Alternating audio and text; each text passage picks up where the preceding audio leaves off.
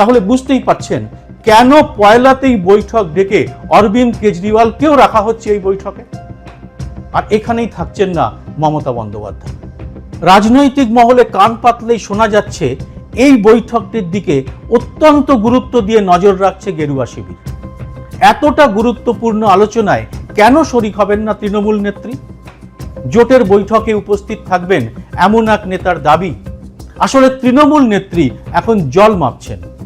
যদি ইন্ডিয়া ক্ষমতায় আসে তাহলে নির্দ্বিধায় তাতে ভিড়ে যেতে পারবেন, আর যদি না হয়, এনডিএর যদি কম পড়ে 2-10টা আসন, তারা যদি সাহায্য চায় তৃণমূলের, তাহলে কি দুর্নীতির পাহাড় প্রমাণ অভিযোগ থেকে অব্যাহতি পেতে তাতে সাড়া দেবেন মমতা? নিজের শর্তে যোগ দেবেন এনডিএতে? রাজনীতি সম্ভাবনার শিল্প, আর সেই আপ্তবাক্য মেনে সব দিকই কি খোলা রাখতে চাইছেন মমতা?